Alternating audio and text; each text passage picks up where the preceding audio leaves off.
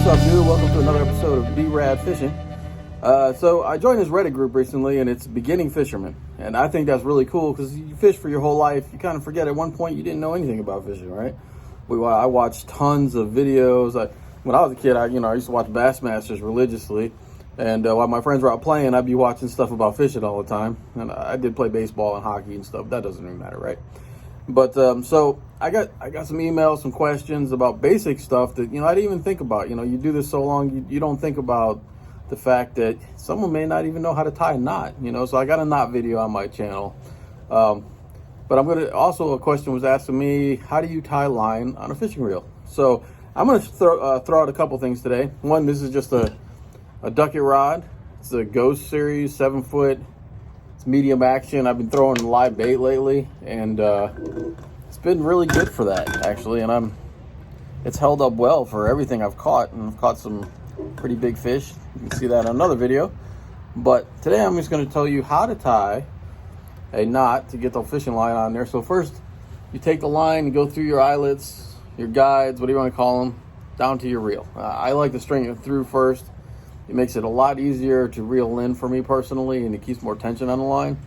And I'm going to show you the Arbor Knot, which is pretty standard for what people want to use. Let me turn my GoPro on. Sorry about that.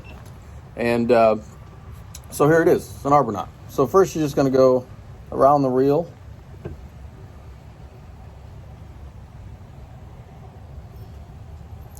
See here how you can see this best. So you're just going to go around the reel, and you're going to have what's called the tag line, which is the line, the extra piece of line on there, and your main line. This is the line that's going through the guides of the rod to your reel, okay? So then you're going to take the tag line and go around the main line to create like a loop. Go around. And I probably should have done this with braid. You would have seen this better. I'll put a description down there so you can look somewhere else with just basically gives you a picture or braid. So basically you're going to have this loop now that's, you can see slides, right? Slides down to your reel. And you can do this with a bait cast or a spinning reel, okay? So go ahead and tighten it up. Tighten up the line, and now you got this sliding knot, okay? See that? So then you're going to create what's called just another knot, just an overhand knot, and it's a stop knot. This will keep the line from sliding. So you just do an overhand knot, no biggie, like you're tying your shoes. All right, so you got that, and you'll tie that on the tag line. Okay, so now you got these two, that sliding knot and the end knot or stop knot. Then you just pull it down. There you go, it's on there. Okay. So then you just cut the tag line.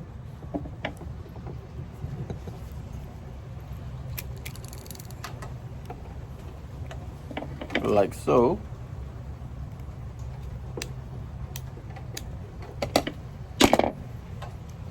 And that's it. That is it.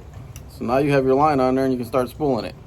Now, like I said, I'll put somewhere in the description that'll send you to probably Wikipedia, because I think they have a pretty good Arbor Knot demonstration, which will be a little easier to see than what I just did. But that's an Arbor Knot. If you want to look up Arbor Knot, that's what I did. Basically, you're just putting a loop over the main line, cinching it down, pulling it down to your reel, tie a little overhand knot, which is a stop knot, pull that, and that's it. Now let's talk about spooling the line. Is also kind of important. So I'm using Vicious Pro Elite fluorocarbon. Love this stuff. Man, we went to the ocean, caught a huge black drum with it. This is 12-pound test, and that's what we had on that pole. In one of my videos, you'll see that. My little boy actually reeled it in with the help of his big brother and his other brother, but he reeled the whole time, and that's the line we were using. No joke. Huge fish, 12-pound fluorocarbon from Vicious Fishing. So I'll tell you what I'll do is I'll put a link in my description that can get you 25% off if you want to go get some of this stuff. I pay for it too, by the way. It's not free. So but I use it. So I'll show you a couple things real quick. So when you're spooling the line, okay, so your reel, please don't have the reel upside down, okay? Your reel is going this way, right? So it's going clockwise. So what you want to do with the line is just have it with a spinning reel, you want it sitting straight up like this, okay? But if your reel is going clockwise this way, you want the line to come off counterclockwise. And that actually helps a lot with line twists. Line on the ground, don't even need any help for this. And I'll move my GoPro over there. And then you just want to hold on to the line and spool it up. And it'll come off a lot easier. You see I'm not getting line twist in there. And it's just coming right off. So sorry guys, I don't know if you can hear me. It's pouring outside. Is why I'm wearing my Frogg Toggs. Great stuff. I love Frogg Toggs. They have been a part of my life for a long time. So thanks Frogg Toggs for supporting me. I'll try to talk louder. I was going to show you one other quick thing. I got this Texas rig, and I like to add a bead sometimes, just so you can hear that click when it hits. I think that helps sometimes. I think it breaks, kind of like a crawfish with the claws. Some people don't use it. That's fine. Sometimes you don't want it to move, so you might peg the weight anyway, but I kind of like to hear that little sound. Anything extra to help catch a fish, you know. So another cool little bait from Jammer Baits. They're a little small company out of Alabama. They make some fantastic stuff. Their swim baits are some of the best swim baits I've ever thrown. I mean, I catch tons of fish with their swim baits. This is a creature bait. Look at this dude right here. This is a Mardi Gras. They stink. The fish love them. I was going to show you how to put on a Texas rig, and then in the rain, I'm going to go flip it and show you how you flip and pitch. Maybe I'll just show you how to pitch because I'm not standing out completely in the rain all day. So you're going to take the worm, go down the hook like so, and you're going to come out like this. Okay? So then you're going to pull it down the hook, twist the hook. Now you have this. So you have the hook and the worm like that. So bend the worm up a little bit, put it down, and now the hook is coming out the other side. I don't know if you can see that.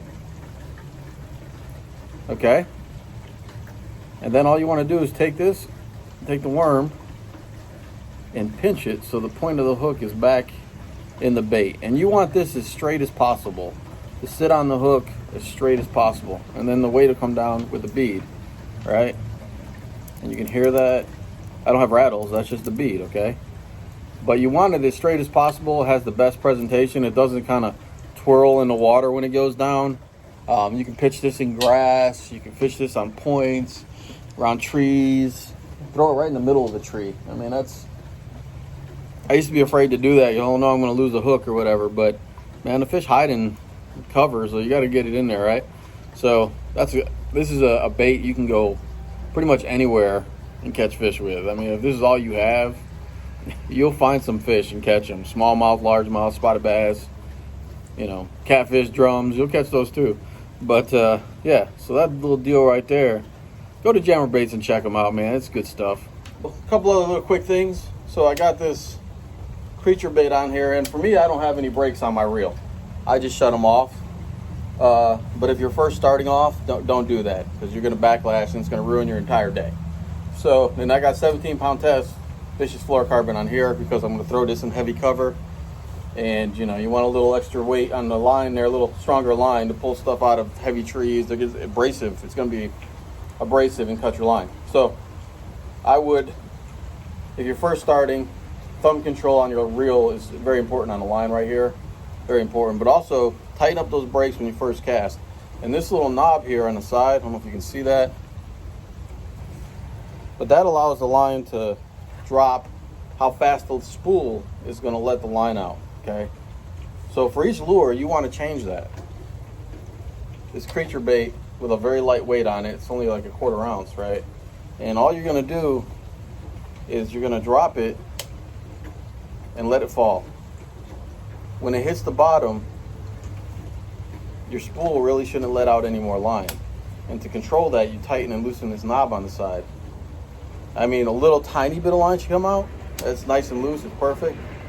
And you're also gonna stop with your thumb, but it shouldn't go and get an overrun, professional overrun, or backlash, bird's nest, all the nasty things we try to avoid. Seriously guys, thanks for watching my channel. Subscribe, hit the bell for notifications when my next video. But and also we got this tropical system coming up here. I'm in northern Alabama, but we'll still get a lot of rain from it probably. And as you can see outside, it's pouring right now. And I don't mind the rain because I have Frogg Toggs, but I don't mess around with lightning. So I will not be on the water until it clears up a little bit, hopefully next week. So and happy Halloween, everybody. We'll see you soon. Take care.